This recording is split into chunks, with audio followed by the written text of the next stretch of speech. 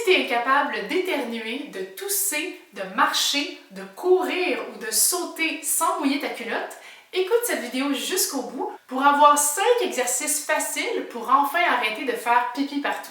Les descentes d'organes peuvent arriver après une grossesse, un accouchement ou simplement avec le temps. Les organes s'affaissent avec la gravité qui fait son œuvre sur notre corps. Aime, inscris-toi, clique sur la cloche et commente pour profiter de toutes mes vidéos sur la gestion du stress et des douleurs. L'éducation sur la santé du plancher pelvien est assez limitée dans nos écoles, même si la moitié de la population va vivre avec des menstruations, des grossesses, des accouchements, la ménopause et des grands changements hormonaux qui vont avoir un grand impact sur les douleurs dans le bas du dos. Et c'est exactement ça que je fais depuis les 12 dernières années. J'ai déjà enseigné à des centaines de clientes de quelle façon utiliser convenablement leur plancher pelvien pour être fonctionnel, pour prévenir et guérir les blessures. Premièrement, c'est super important d'avoir un plancher pelvien qui est fort et souple à la fois. Le plancher pelvien participe à la contraction des abdominaux profonds. Il équilibre ton bassin, il te permet d'être beaucoup plus forte quand tu transportes des charges qui sont lourdes et surtout, il protège ta colonne vertébrale. C'est pour ça que contracter ton plancher pelvien est aussi important que de le relâcher. Donc, tu ne veux pas avoir un plancher pelvien qui est hypertonique, c'est-à-dire trop fort, ou un plancher pelvien qui est hypotonique, c'est-à-dire trop faible. Alors, ça a l'air de quoi un plancher pelvien?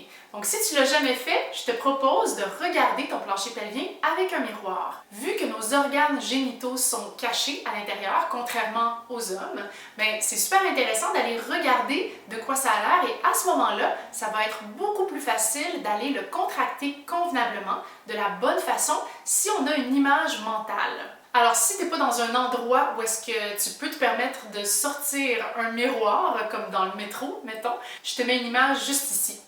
Donc, le plancher pelvien, ça s'attache sur le pubis devant, ça fait tout le tour, ça s'attache sur ton coccyx derrière et sur tes 2 ischions. Donc, ça fait comme un genre de hamac qui recouvre tes 3 sphincters. Et puisque avec le temps, tout s'affaisse, les organes descendent, ça met beaucoup de pression sur le plancher pelvien, sur la vessie, et c'est pour ça qu'on peut rencontrer parfois des problèmes d'incontinence autant urinaires que fécales.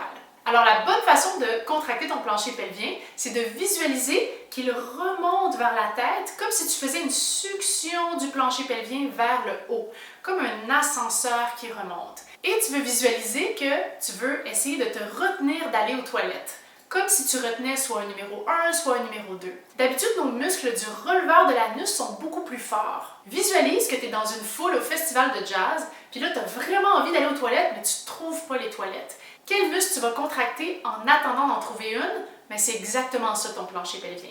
Et si tu me regardes en ce moment, puis que tu es assise, puis que tu sens aucune contraction, que tes muscles sont complètement inhibés, c'est-à-dire éteints, à ce moment-là, je vais te donner des trucs super faciles à faire aujourd'hui. Alors, les 5 exercices vont être en évolution.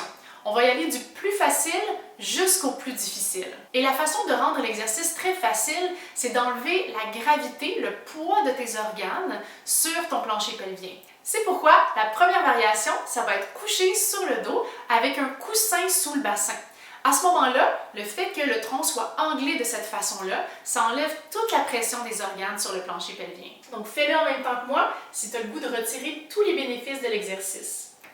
Alors, première variation, on va aller mettre le bassin sur un coussin pour aller enlever toute la pression possible sur le plancher pelvien pour que les organes puissent remonter un petit peu vers le haut et laisser du lousse au plancher pelvien. D'accord? Donc, on inspire en gonflant les poumons d'air à leur pleine capacité, complètement détendu, et à l'expiration, on remonte le plancher pelvien vers la tête, comme si on se retenait d'aller aux toilettes. Okay? Inspire, on relâche complètement cette contraction-là, complètement détendue. Expire, on la renouvelle. Et on va faire ça 10 fois.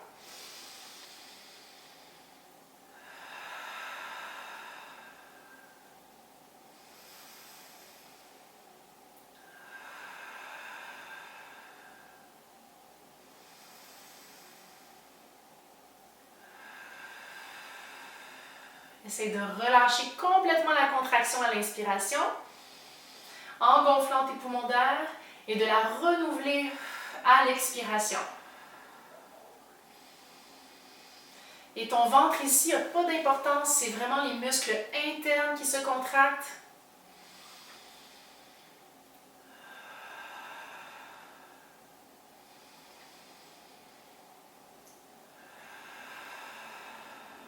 Encore 2 fois.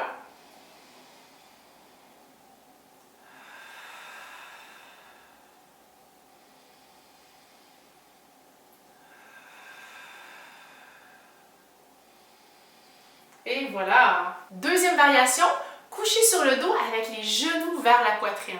Et ça, ce que ça fait, c'est que ça vient étirer les fessiers. Et pourquoi est-ce qu'on veut étirer les fessiers? C'est pour aller isoler la contraction du plancher pelvien. Parce que très souvent, les femmes me disent « Là, je contracte mes fesses, c'est ça, hein, contracter son plancher pelvien? » Mais non, c'est pas ça.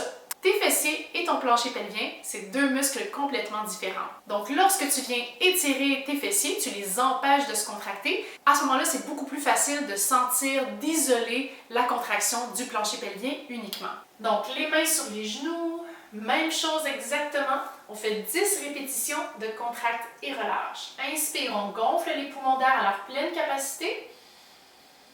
Expire, on contracte, comme si on se retenait d'aller aux toilettes.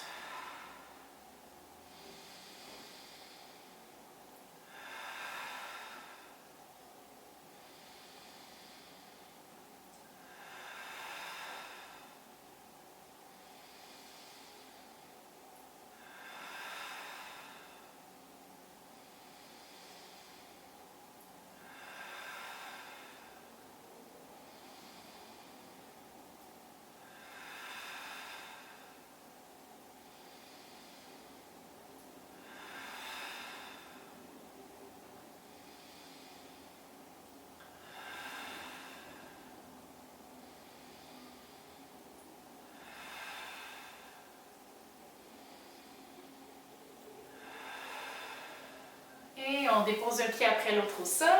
Laisse-moi savoir en commentaire, c'est quoi le déclencheur de tes problèmes d'incontinence? Est-ce que c'est quand tu ris, quand tu cours ou quand tu es au repos? Sache que si tu as des adhérences, des inconforts ou des grandes douleurs au plancher pelvien, c'est super important d'aller voir une physiothérapeute périnéale qui, elle, va pouvoir t'évaluer convenablement et te donner des recommandations encore plus spécifiques que les 5 exercices d'aujourd'hui. Troisième variation, c'est à 4 pattes. Donc, à ce moment-là, la gravité agit de façon différente sur ton plancher pelvien. Plus tu peux aller stimuler la contraction et le relâchement de ton plancher pelvien de plein de façons différentes, plus c'est favorable pour aller le rééduquer, lui donner de la force et de la souplesse en 3 dimensions. Si jamais tu es inconfortable à 4 pattes, tu peux te mettre sur les poings comme ça ici, ou tu peux encore te mettre sur les coudes. D'accord? Avec les mains sous les épaules et les genoux sous les hanches. Tu veux faire attention ici de ne pas lever les épaules vers les oreilles, de garder les épaules basses et de ne pas arquer le bas du dos, garder le bassin au neutre. Même chose, 10 contractes, relâche à ton propre rythme.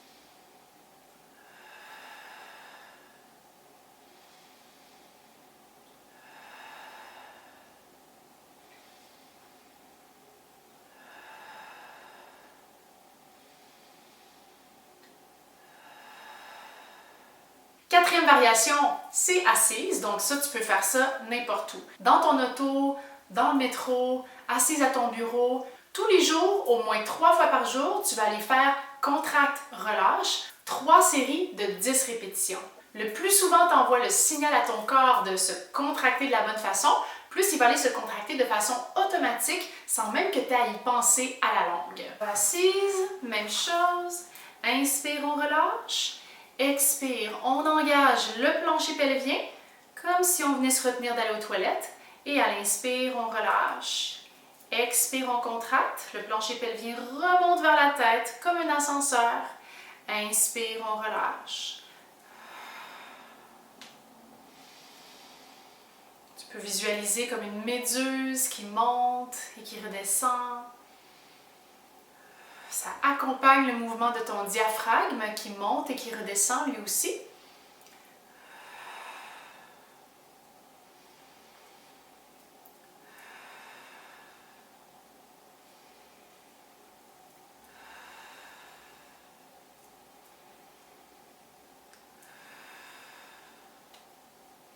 Dernière variation, c'est debout.